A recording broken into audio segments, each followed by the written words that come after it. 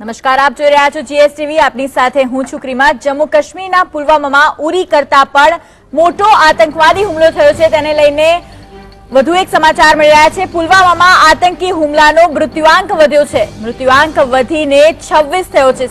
26 CRPF જવાન પુલવામામાં થયેલા આતંકી હુમલામાં શહીદ થયા છે.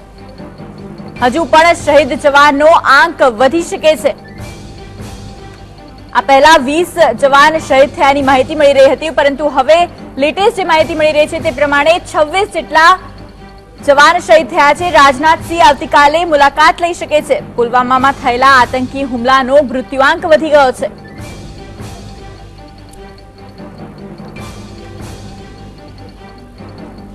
જ્યારે 45 જેટલા જવાનો શહીદ થયા છે. જમ્મુ કાશ્મીરના પુલવામામાં આતંકીઓએ સેનાના જવાનો ઉપર આત્મઘાતી હુમલો કર્યો. તો મોદી સરકારમાં થયેલા સૌથી મોટા આતંકી હુમલાને લઈને દેશવાસીઓમાં ભારે રોષ જોવા મળી રહ્યો છે. સાથે જ સમગ્ર દેશમાં રોષ જોવા મળી રહ્યો છે અને અમદાવાદના લોકોમાં પણ આપણે જે પ્રમાણે પહેલા પ્રતિક્રિયા જાણી હતી, અમદાવાદના લોકોએ પણ પોતાની પ્રતિક્રિયા આપીને રોષ ઠાલવ્યો હતો. પુલવામામાં આતંકી હુમલામાં 26 સીઆરપીએફ જવાનના મોત થયા છે અને હજુ પણ શહીદ જવાનોનો આંકડો વધી શકે છે. ઉરી બાદનો સૌથી મોટો આતંકી હુમલો.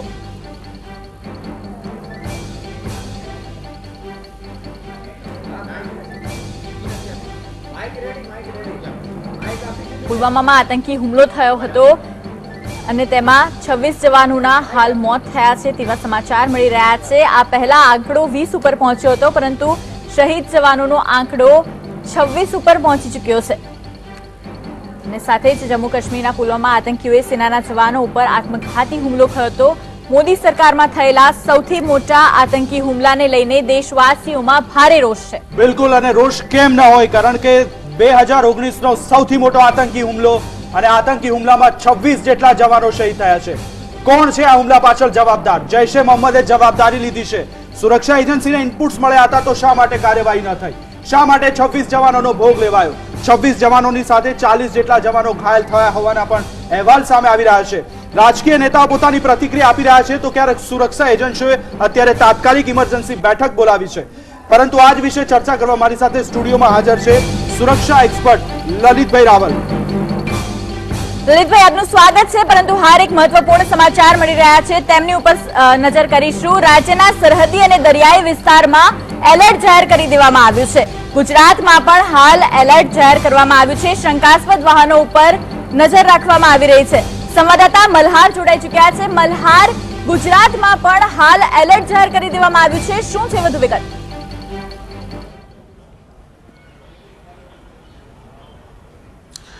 જી ક્રીમા, જે રીતે નજર કરવા જઈએ તો જમ્મુ કાશ્મીરની અંદર જે રીતે આતંકી હુમલો થયો છે અને સીઆરપીએફના જવાનોની બસ ઉપર આ હુમલો કરવામાં આવ્યો છે, લગભગ 25થી વધુ જવાનોના મૃત્યુ હોવાના સમાચાર સામે આવી રહ્યા છે. ત્યારે જ્યારે પણ દેશની અંદર કોઈ પણ ખૂણે જ્યારે આતંકી હુમલો થતો હોય છે, ત્યારબાદ રાજ્ય સરકાર દ્વારા રાજ્યની અંદર એલર્ટ આપી દેવામાં આવતું હોય છે. ગુજરાતમાં પણ અત્યારે એલર્ટ આપી દેવામાં આવ્યું છે. આઈબીના જે વડા છે તેના દ્વારા એક પરિપત્ર પણ કરી દેવામાં આવ્યો છે અને તેના કારણે ગુજરાતની જે દરિયાઈ સુરક્ષા હોય કે પછી ગુજરાતની આજુબાજુમાંથી 3 રાજ્યો રહેલા છે, મહારાષ્ટ્ર, રાજસ્થાન અને એમપી, જ્યાં ત્રણેય રાજ્યોની જે બોર્ડરો છે ત્યાં આગળ પણ નાકાબંધી કરી દેવામાં આવી છે. એટલે કોઈ પણ સંદિગ્ધ વ્યક્તિ જે છે ગુજરાતની બહાર ના જઈ શકે અને બહારનો વ્યક્તિ ગુજરાતની અંદર પ્રવેશ ન મેળવી શકે. તમામ ગાડીઓનું ચેકિંગ થશે, તમામ લોકોના ઓળખની પુરાવા થશે. એટલે કહી શકાય છે કે ગુજરાતમાં કેવા પ્રકારની ગતિવિધિ ચાલે છે તેને લઈને આઈબી દ્વારા એલર્ટ પણ આપી દેવામાં આવ્યું છે. સાથોસાથ તમામ જે પોલીસ સ્ટેશનો છે રાજ્યના તેઓને પણ ચોકન્ના રહેવાની, એટલે કે સુરક્ષા વ્યવસ્થા વધુ મજબૂત કરવાની પણ સૂચના ક્યાંક ને ક્યાંક ક્રીમમાં આપી દેવામાં આવી હોય તેવું રાજ્યના ગૃહ વિભાગ દ્વારા સામે આવી રહ્યું છે. જી ધન્યવાદ મલ્હાર સમગ્ર માહિતી બદલ. તો 2019નો મોદી સરકારમાં થયેલો આ સૌથી મોટો આતંકી હુમલો. લલિતભાઈ, હું આપને પૂછવા માંગીશ, આઈબીને સૌપ્રથમ જાણકારી મળી હતી કે આ પ્રકારનો હુમલો થવાનો છે, છતાં પણ કોઈ પણ પ્રકારના પગલાં ન લેવામાં આવ્યા. આઈબીની નિષ્ફળતા ગણી શકાય? ના બેન, આમાં આઈબીની નિષ્ફળતા ન ગણાય. આઈબીએ 7 દિવસ પહેલા લગભગ 1 અઠવાડિયા પહેલા આની ઇનપુટ આપેલી હતી, પણ એના એક્ઝિક્યુશનમાં ક્યાંક મારી દ્રષ્ટિએ કચાશ હોઈ શકે. હું ચોક્કસ નથી કહી શકતો કે એમાં જ કચાશ હશે, કારણ કે આ આતંકવાદી અને ત્રાસવાદીઓના હુમલા આપણે એક્ઝેક્ટલી કયા એંગલથી, ક્યાંથી, કયા સંસાધનોથી કરવાના છે એ આપણી પાસે જાણકારી નથી હોતી. એટલે આપણે તકેદારીના પગલાં લઈએ છીએ, પણ તેમ છતાં એ લોકો આવા ક્યાંક ને ક્યાંક સફળ થઈ જતા હોય છે. એટલે એમાં આપણે ઇન્ટેલિજન્સ નેટવર્કનું નિષ્ફળતા ન ગણી શકીએ કે એના એક્ઝિક્યુશનની પણ મારી દ્રષ્ટિએ નિષ્ફળતા ન ગણી. લલિતભાઈ, સવાલ અહીંયા એ છે કે ઇનપુટ્સ હતા, 7 દિવસ પહેલા ઇનપુટ્સ આવ્યા, સુરક્ષા એજન્સીઓ કાચું કાક આપ્યું, કારણ કે આ પહેલા ઉરીમાં પણ ઇનપુટ્સ આવ્યા હતા, અત્યારે પણ ઇનપુટ્સ મળ્યા છે, તો પછી સતર્કતા કેમ નથી દાખવાતી? જો સાહેબજી, આમાં ઇનપુટ મળ્યા હતા અને આ જે હુમલો થયો છે ને એ ત્યાં નેશનલ હાઈવે ઉપર થયો છે, જે ટ્રાફિકથી ભરપૂર હોય છે અને મિલિટરી મુવમેન્ટ થતો એ રોડ છે. એના ઉપર આ જે સ્ટોરી ચાલી રહી છે આઈઈડીની, એ મારી દ્રષ્ટિએ આઈઈડીનું પણ હોઈ ન શકે, કારણ કે આટલા સઘન ટ્રાફિક વચ્ચે આઈઈડી પ્લાન્ટ કરવો એ પણ શક્ય નથી. પણ આમાં મારી દ્રષ્ટિએ એ કોઈ એક કારમાં એક આત્મઘાતી હુમલો લોડેડ એક્સપ્લોઝિવ સાથે ડેશ થઈ અને 2 બસો ઉપર જે રીતે એને એટેક કર્યો છે એ ગણી શકાય. લલિતભાઈ, પણ ખાસ કરીને આ જે જવાનોના વાહન ઉપર હુમલો કરવો એ કોઈ નવી ઘટના નથી. આ પહેલા પણ આતંકીઓ દ્વારા જવાનોના વાહન ઉપર હુમલાની ઘટના થઈ ચૂકી છે, અને જ્યારે આવા ઇનપુટ્સ મળ્યા હોય તો કોન્વોય સાથે આ જવાનોના વાહનોને કેમ નથી કાઢવામાં આવતા? કોન્વોય એટલે બહુ મોટો કોન્વોય જતો હતો, લગભગ 2500 થી 3000 જવાનો સાથેનો આખી કોન્વોય ત્યાંથી પ્રસાર થઈ જતો. હવે આમાં આ કોન્વોયનું ટોટલ રિપોર્ટિંગ પણ હોઈ શકે, તેના સ્થાનિકો જે મજૂરો તરીકે કામ કરતા હોય એના થકી આખી મુવમેન્ટ જે રિપોર્ટ થઈ ગઈ છે એના અનુસંધાને આ લોકોએ આટલું પ્લાનિંગ સાથે આ એટેક કર્યો છે એવું મારું માનવું છે. આ વખતે ક્યાંક મોડસ ઓપરેન્ડી બદલી છે. નક્સલીઓ જે રીતના હુમલો કરતા હોય છે, જે રીતના જવાનોના વાહનોને તેઓ ટાર્ગેટ કરતા હોય છે, જવાનો જ્યારે વાહનોમાંથી બહાર નીકળે છે ત્યારે તેમની ઉપર અંધાધૂંધ ફાયરિંગ કરવામાં આવે છે. એટલે ક્યાંક મોડસ ઓપરેન્ડી પણ બદલવામાં આવી છે આતંકી હુમલામાં. શું કહેશો? આ મોડસ ઓપરેન્ડી અત્યારે સિરિયા અને અફઘાનિસ્તાનમાં જે ચાલી રહી છે એ ઉપર છે, અને એનું જે તત્વ છે, જેનો એના પાછળ છુપાયેલો એ વ્યક્તિ, એ આપણે જૈશ મોહમ્મદનો એક મસૂદ અઝહર, એના એક ભાણાને અને ભત્રીજાને આપણે કાશ્મીરમાં નેસ્તે નાબૂદ કરી દીધા. એ પછી બદલાની ભાવનાથી પ્રેરાઈને મારી દ્રષ્ટિએ કે એક અફઘાનિસ્તાનનો કાર્યરત તાલિબાની કમાન્ડર ગાઝી, એણે એમ્પ્લોય કર્યો છે કાશ્મીરમાં, અને એના આગેવાની તરફ એની એક્સપર્ટાઇઝનો ઉપયોગ કરી અને આ વેલ પ્લાન્ડ વેમાં એનો આ એટેક કરવામાં આવ્યો એવું મારું માનવું છે.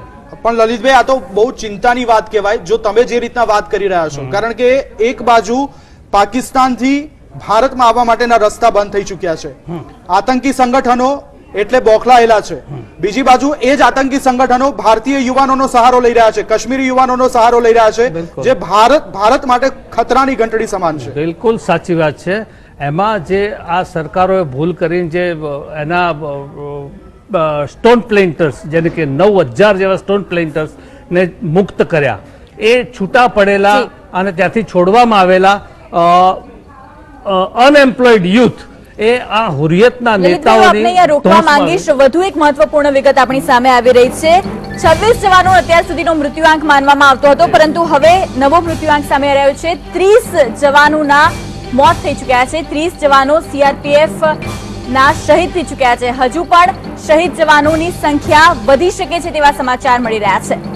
આનું કારણ તમને કહું કે એ એકચ્યુઅલી એટેક 2 બસ ઉપર થયો છે. હવે એક બસની કેપેસિટી લગભગ 35 સૈનિકોની હોય, 35 દૂની 70, એટલે કદાચ આ આંકડો થોડો વધી પણ શકે મારી દ્રષ્ટિએ. બિલકુલ વધી શકે, આંકડો વધી શકે છે, પરંતુ ચિંતાનો વિષય એ કે આવા આતંકી સંગઠનો, આવા નાપાક સંગઠનો ભારતીય જવાનોનો સહારો લઈને તેમને આતંકી બનાવીને ભારતીય જવાનો વિરુદ્ધ લડવા મોકલે છે અને તેમને આ ઘટનાને અંજામ આપે છે. લલિતભાઈ, સવાલ અહીંયા ઉભો થઈ રહ્યો છે કે જ્યારે પાકિસ્તાનમાંથી આવવાનો રસ્તો બંધ થઈ ગયો, તો હવે આવા સંગઠનોએ ભારતીય જવાનોની, કાશ્મીરી યુવાનોનો સહારો લેવાનું શરૂ કર્યું છે. જો કાશ્મીરી યુવાનોનો સહારો લેવા માટે એમની પાસે ઓલરેડી એનો કાશ્મીરનો સ્લીપર સેલ છે, વત્તા એમના ગોડફાધરો તરીકે બેઠેલા હુરિયતના નેતાઓ, જે ફક્ત અર્થના લાભ ખાતર પોતાના દેશને, પોતાના જવાનોને પણ આવી રીતે ભરમાવી અને આવા કૃત્યો કરવા પાછળ પ્રેરતા હોય છે. એ રીતે બાકી આપણે જેમ કીધું કે આખી બોર્ડર સીલ છે, એગ્રીડ સર, બોર્ડર ઉપર ખૂબ જ સીલ કરી દેવામાં આવી છે, પણ છતાંય નાના નાના છેડાઓ રહી જતા હોય છે, જેમાંથી કારણ કે આપણે ઇંચે ઇંચ કવર તો કરી શકતા નથી, એટલે ક્યાંક ને ક્યાંકથી એ લોકો નીકળી જાય છે. પરંતુ લલિતભાઈ, હવે ઉપાય શું? એનો ઉપાય ભારત સરકારે ખૂબ આક્રમકતાથી આ એકચ્યુઅલી કાશ્મીરનું આતંકવાદનું જે એપી સેન્ટર જેને કે લગભગ ઘેરાયેલું સાઉથ કાશ્મીરમાં છે અને સાઉથ કાશ્મીરમાં એ સ્થાનિકોના સંપૂર્ણ સહયોગ અને સહારા વિના શક્ય નથી બનતું મારી દ્રષ્ટિએ. તો એ આપણી સરકારે ત્યાં છુપાયેલા ત્રાસવાદીઓને અને જે સહારો આપતા સ્થાનિકો જે છે વત્તા સ્લીપર સેલવાળાઓને એને ડોર ટુ ડોર કોમ્બિંગ કરી અને બહાર કાઢવા જોઈએ અને એમને નશ્યત કરવાની તાતી જરૂર બિલકુલ છે. તમારી વાત સાચી છે, પરંતુ ડોર ટુ ડોર કોમ્બિંગ કરવા જાય છે તો સ્થાનિક નેતાઓ, અલગાવવાદી નેતાઓ તેમની ઢાલ બનીને આગળ આવીને ઉભા રહે છે. કારણ કે જ્યાં સુધી સેનાનું ઓપરેશન ઓલ આઉટ જે છેલ્લા 1.5 વર્ષથી ચાલુ છે, આ ઓપરેશન ઓલ આઉટ ને લઈને પણ ક્યાંક સરકાર એવા દાવા કરતી હતી કે અમે આતંકવાદીઓની કમર તોડી નાખી છે, પરંતુ આ જ આતંકવાદી સંગઠને આજે સાબિત કરી બતાવ્યું કે અમે હજુ પણ સક્રિય છે. આ દોગલા મોઢેથી બોલતા બંને પક્ષના, ચાહે મહેબૂબા મુફ્તી હોય કે ઉમર અબ્દુલ્લા હોય, બંને ફક્ત ને ફક્ત પોતાના રજવાડા સાચવવા માટે એ કાશ્મીરની પણ બરબાદી સ્વીકારવા તૈયાર છે અને કાશ્મીરના યુવાનોને પણ હોમવા માટે તૈયાર બનીને જે બેઠેલા છે એમના વિધાનો ઉપર ધ્યાન ન આપતા ભારત સરકારે તાબડતોબ, કારણ કે અત્યારે આપણે ત્યાં ગવર્નર શાસન છે, એના પોલિટિકલ વ્યૂઝને અવગણીને કાં તો એમને પણ કાયદાની રૂએ એમને પણ અંદર કરી અને આપણે એના વિરુદ્ધમાં એ જે એપી સેન્ટર છે સાઉથ કાશ્મીરનું ત્યાં આ કરવું જોઈએ અને એ કરવા પછી જ આપણે થોડો રાહતનો શ્વાસ લઈ શકીશું. લલિતભાઈ, હવે કોઈ મોટું પગલું લેવાની જરૂર છે, કારણ કે સર્જિકલ સ્ટ્રાઇક પણ આપણે કરી જોઈ. સર્જિકલ સ્ટ્રાઇક થી પણ પાકિસ્તાન નથી સુધર્યું. બેન, મોટું પગલું એટલે આપણે સર્જિકલ સ્ટ્રાઇક, આપણે યુદ્ધની વાત કરીએ તો યુદ્ધ ઉન્માદની તો એ શક્યતા નથી, કારણ કે એમાં ખુવારી આપણને પણ એટલી જ થવાની છે. એના આપણે ખતમો કરીશું પણ આપણી પણ એટલી જ ખબર. પણ આપણી પાસે અનેકો વિકલ્પ છે, મિલિટરી લેવલે આપણી પાસે અનેકો વિકલ્પ છે કે જેથી આપણે એની કમર તોડી શકીએ. આપણે ટ્રેડ દૂર બંધ કરી શકીએ. શા માટે આપણે આજની તારીખે પણ કાશ્મીરથી પણ ટ્રેડ ચાલે છે, પંજાબ બોર્ડરથી ટ્રેડ ચાલે છે, એ પણ બંધ કરી શકીએ. સામાજિક અને જે કલાકારોને એ થાય છે એ બંધ કરી શકીએ. એના આર્થિક વ્યવહારો આપણે જે થતા એ રોકી શકીએ. વત્તા મિલિટરીની દ્રષ્ટિએ આપણે જે એના ટ્રેનિંગ સેન્ટરો જે ચાલે છે આઝાદ કાશ્મીરમાં, આઝાદ કાશ્મીર એ આપણો મુલ્ક છે, આપણે ત્યાં આપણી સર્જિકલ સ્ટ્રાઇકની માફક જ આપણું સૈન્ય મોકલીને આપણા સંસાધનો વાપરી અને ત્યાં એમના ટ્રેનિંગ કેમ્પોનો પણ ખુદો બોલાવી શકીએ. ક્યાંક સર્જિકલ સ્ટ્રાઇક કર્યા પછી સરકાર શાંત બેઠી અને સર્જિકલ સ્ટ્રાઇક કરીને સરકારે એમ માન્યું કે હવે આતંકી સંગઠનો નિષ્ક્રિય થઈ ગયા છે. કદાચ આ નિષ્ક્રિયતાના કારણે આ મોટી ઘટનાને અંજામ આપવામાં આવે છે. સાહેબ ના, એ આપણી આ સર્જિકલ સ્ટ્રાઇક પછી પણ આર્મી ચીફે શરેઆમ કહી દીધું હતું કે હવે પછી ફરી જો તમે આવું કરશો તો અમને બીજી સર્જિકલ સ્ટ્રાઇક કરતા પણ વાર નહીં લાગે. અને આપણી આ સર્જિકલ સ્ટ્રાઇકથી પાકિસ્તાન પણ હલબલી ગયું હતું અને આપણે જગત સમક્ષ વિશ્વમાં પણ આપણી એક છાપ ઊભી કરી કે આપણે પણ એ પારકા દેશમાં ઘૂસીને આપણે આ કરી શકીએ. લલિતભાઈ, સવાલ અહીંયા એ પણ ઉભો થાય છે કે જ્યારે 26 જવાનો 30 જવાનો જે લેટેસ્ટ અપડેટ મળી ગઈ છે, 30 જવાનો જ્યારે શહીદ થતા હોય ત્યારે લોકોનો રોષ ચરમસીમાએ હોય એ યોગ્ય સ્થાને છે. એક ઘટના મને યાદ આવે છે, ફારૂક અબ્દુલ્લાના ઘર બહાર હમણાં થોડા મહિનાઓ પહેલા એક ચાલક, એક કાર ડ્રાઈવર એના ઘરમાં ઘૂસતો હતો અને તેની ઉપર ફાયરિંગ કરવામાં આવ્યું અને સીઆરપીએફ જવાન ઉપર હાલની તારીખમાં કેસ ચાલી રહ્યો છે. તો ક્યાંક જવાનોને જે છૂટછાટ આપવામાં આવે છે, ખબર નહીં એ જવાન કોણ હતો અને શું ઘટનાને અંજામ આપવામાં આવ્યો હશે, પરંતુ જો એ ફારૂક અબ્દુલ્લાના ઘરમાં જાત, શું ઘટના થાત કદાચ કોઈને ખબર નથી. સુરક્ષા માટે થઈને તેને ફાયરિંગ કર્યું અને એ જવાનને ત્યાં ઢાળી દેવામાં આવ્યો. આવી છૂટછાટ આપણા સૈન્યને આપવામાં નથી આવતી. જે માણસે એને ઢાળી દીધો એની ઉપર અત્યારે કેસ ચાલી રહ્યો છે. આપણે તમને કહું, મેજર ગોગોઈનો કેસ જો યાદ કરો તો, જે ચૂંટણી કાર્યમાં રોકાયેલા આપણા સૈનિકો વત્તા ચૂંટણી પંચના અધિકારીઓને પણ સુપેરે રીતે એને બચાવી અને એક પથ્થરબાજ આતંકવાદીને જીપ ઉપર બેસાડીને લઈ ગયા, એના વિરુદ્ધમાં પણ આ સરકારોએ કેસ કરવા માંડ્યા હતા. એટલે એમના પોતાના હિત સાધવવાના અભિગમના કારણે આપણે પાછા પડીએ છીએ. પણ સેનાનું મનોબળ આ સરકારે લગભગ મારી દ્રષ્ટિએ ખૂબ સારું એવું વધે એવા પગલાં લીધા છે અને છૂટ પણ ખૂબ આપી છે. એના અનુસંધાને આપણે જે અત્યારે હાલ ઓપરેશન ઓલ આઉટ ચલાવી રહી છે એનો એક આપણને તદ્રશ દાખલો છે. એક તરફ પાકિસ્તાન દોસ્તીની વાતો કરી રહ્યું છે અને બીજી તરફ દેશમાં આતંકી હુમલા, પાકિસ્તાનના બે મોઢાની વાત સામે આવી રહી છે. લલિતભાઈ, પાકિસ્તાન અત્યારે દેવાદારીની કગાર ઉપર આવીને ઉભેલું છે. ભીખ માંગતો દેશ છે, વિશ્વ પાસેથી ભીખ માગીને ચલાવતો દેશ છે. એ અત્યારે એવો સક્ષમ નથી કે આપણને સીધી રીતે યુદ્ધમાં કે બીજી કોઈ પણ રીતે આપણને નુકસાન કરી શકે. આ હું તમને યાદ કરાવું જનરલ ઝિયાઉલ હકનો. એણે પણ એ વખતે કીધું હતું કે આપણી ક્ષમતા નથી, હવે આપણે એને પ્રોક્સી વોરથી ઇન્ડિયાને તોડીશું, 1000 ટુકડા કરીશું. એ નેમ એને ત્યારે લીધેલી 1971. ત્યારથી એ લોકો આ આતંકવાદી કૃત્યો દ્વારા અને પ્રોક્સી વોરની રીતે આપણને નુકસાન પહોંચાડે છે. લલિતભાઈ, સવાલ અહીંયા એ પણ ઉભો થઈ રહ્યો છે કે આતંકીઓનો આકા હાફિઝ સઈદ પાકિસ્તાનમાં ખુલ્લેઆમ ફરી રહ્યો છે. ભારતીય સુરક્ષા એજન્સી વિદેશ પ્રધાન દ્વારા, વડાપ્રધાન દ્વારા ઘણી બધી વખત તેને વિદેશોમાં પણ અને ખાસ કરીને જે અમેરિકા છે, જે સમિતો યોજાતી હોય છે તેની સામે પણ તેના કાયદા કડક કરવામાં આવ્યા છે, છતાં પણ પાકિસ્તાન તેની સામે પગલા નથી ભરતું.